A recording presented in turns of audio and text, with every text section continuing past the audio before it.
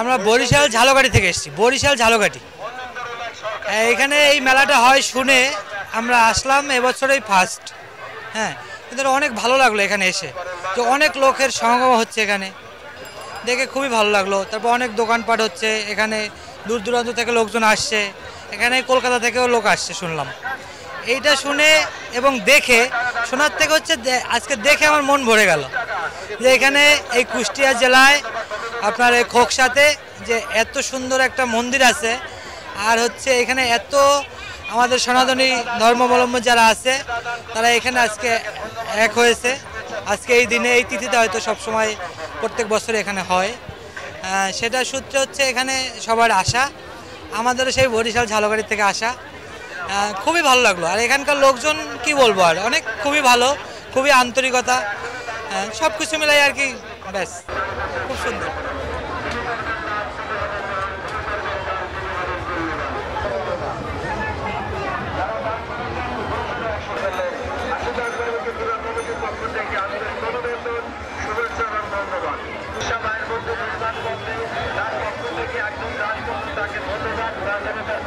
আমাদের বাসা হলো ষোলকোপায়, ঝিনাইদহ থেকে আসছি।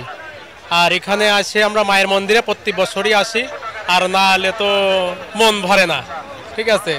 আর বিশেষ করে এখানে অনেক দূর দূরান্ত থেকে ভক্তবৃন্দ আসে, এনারা অনেক রকমের মানত করেন, অনেক রকমের আপনার বিভিন্ন ধরনের মানত থাকে, তারা এখানে আসে তাদের মনে বাসনা পূর্ণ করার জন্য। জাস্ট আমাদের এই মা জাগ্রত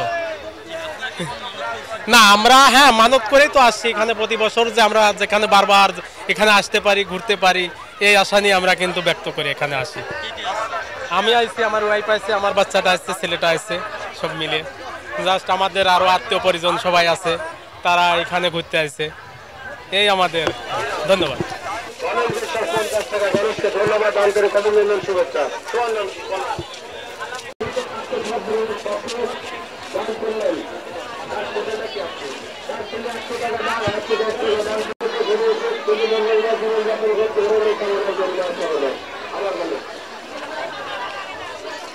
এবার কোনো ব্যতিক্রম কিছু নাই, আমরা সকল পক্ষে সহযোগিতা পেয়েছি, প্রশাসনের সহযোগিতা পেয়েছি, নেতৃবৃন্দের সহযোগিতা পেয়েছি এবং সর্বসাধারণের সহযোগিতা পেয়েছি। সুন্দরভাবে পূজা অনুষ্ঠিত হয়েছে, মেলাটাও খুব সুন্দরভাবে অনুষ্ঠিত হচ্ছে। আমরা 10 দিনের পারমিশন পেয়েছি জেলা প্রশাসকের কাছ থেকে। আমরা আশা করি এই 10 দিন সুন্দরভাবে মেলা চলবে। গতকাল 28 তারিখ থেকে আগামী 6 ফেব্রুয়ারি পর্যন্ত আমাদের 10 দিনের মেলার পারমিশন হয়েছে এবং 10 দিন মেলা চলবে। খুব সুন্দরভাবে হয়েছে। এবারের উৎসব বলতে গেলে আগের বছরগুলোর চেয়ে কোনো অংশে কম আনন্দ হয়নি, খুব সুন্দর হয়েছে। ওই একদিনই চলে মানতের উৎসব। গত রাত্রি পূজা হয়েছে, 28 তারিখ দিন গত রাত্রি মঙ্গলবার রাত্রে পূজা হয়েছে অমাবস্যায়, এবং ওই যত মোষ বলি, পাঁঠা বলি গত রাত্রেই হয়েছে। কয়েক লক্ষ মানুষের জনসমাগম ঘটে, লক্ষ দেশ বিদেশের। বাংলাদেশ থেকে যারা অন্যান্য দেশে চলে গেছে তারাও সারা বছর তাকায় থাকে যে কবে খোকসার কালী পূজা হবে, মেলা হবে, সেই দিন আবার যাবো খোকসায় বেড়াতে। সবাই আসে এবং অন্যান্য দেশ থেকেও আসে, এমনকি আমেরিকার যুক্তরাষ্ট্র থেকেও আসে এখানে মেলা দেখতে। আমি সুপ্রভাত কুমার মালাকার, অধ্যাপক সুপ্রভাত কুমার মালাকার, খোকসা গভর্নমেন্ট কলেজের সাবেক শিক্ষক, এখন খোকসা এই কালী পূজা মন্দির কমিটির সভাপতি।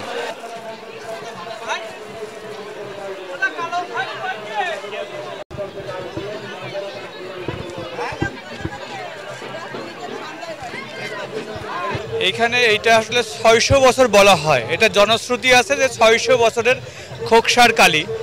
এইখানে যারা আসছে অনেকেই জানে না আসলে এই কালীটার নাম কি। সাধারণত আমাদের যে কালী পূজাটা হয় সনাতন সম্প্রদায়, সেই কালী পূজাটা হয় দুর্গা পূজার 14 দিন পরে, সেটা সর্বজনীন পূজা। সারা পৃথিবীতে সনাতন সম্প্রদায়ের যারা আছে তারা ওই কালীর পূজাটা করে। এইটা মূলত রটন্তিকা কালী। রটন্তিকা কালী, এই কালীটা 600 বছরের কথা বলা হচ্ছে। এবং নড়াইলের জমিদারের যে সন্তান, প্রথমে এখানে একটা সাপে কাটে, সর্পদংশন হয়।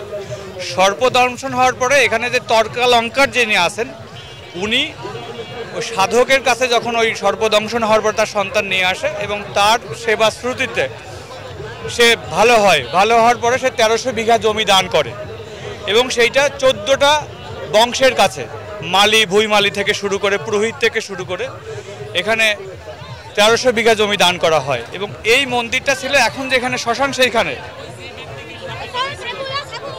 এটা নড়াইলের জমিদারের সন্তান। সুস্থ হওয়ার পরেই উনি এই পূজাটা আরম্ভ করে এবং পূজাটা আরম্ভ করে। মজার ব্যাপার হচ্ছে যে এই পূজার যে প্রথম ক্রোধের প্রতীক হচ্ছে মহিষ। এই মহিষ বলি দেওয়া হয় 3টা জমিদারের নামে। একটা হচ্ছে আমাদের শিলাইদহের জমিদার অর্থাৎ রবি ঠাকুরের বাড়ির জমিদার, একটা হচ্ছে প্রবোধ জমিদার, পাংশার জমিদার যেটা কালুখালীর জমিদার, আর একটা হলেন নড়াইলের জমিদার, মানে উনি হচ্ছে এই মূল উদ্যোক্তা এই পূজার। এইখানে সংকুচিত হতে হতে পূর্বে মন্দির ছিল হচ্ছে এখন যেখানে শ্মশান, কালের গর্ভে গড়ায় যখন বিলীন হয় তারপরে মন্দিরটা এখানে নিয়ে আসে। তারপর থেকে এখানে এই পুরো পূজাটা হয়ে আসতেছে। মাঝখানে পূজাটা বন্ধ ছিল দীর্ঘ সময়। স্থান পরিবর্তন বলতে এইটাও সেই অ্যাকোমোডেটেরই, কিন্তু যে মূল জায়গাগুলোতে দখল হয়ে গেছে, কিছু জায়গাগুলোতে নদী ভাঙনে বিলীন হয়ে গেছে। এখন যেটা আঙিনা আছে, যেটা প্রাচীর দেয়া, এইটাই মূলত এখন মন্দিরের নিজস্ব জায়গা, নিজস্ব জমি। অনেক আনন্দ লাগতেছে, অনেক ভালো লাগতেছে। এত মানুষজন, এই যে আমাদের একটা ধর্মীয় অনুষ্ঠানের জন্য এত, আমাদের বুঝতে পারতেছি যে আমাদের বাংলাদেশে কত হিন্দু আছে, তাই না? সেটাই, সবাইকে এক জায়গায় দেখে অনেক আনন্দ লাগতেছে। না, এখানে কোনোদিন আসিনি, এই প্রথম। অনেক নাম শুনছি, এই প্রথম আসলাম। আমি পাবনা থেকে এসেছি। হ্যাঁ, এবং আসবো, আবার সবাইকে নিয়ে আসার চেষ্টা করব। ফ্যামিলি অনেক ভালো, এরা অনেক ভালো, সহজ সরল। হ্যাঁ।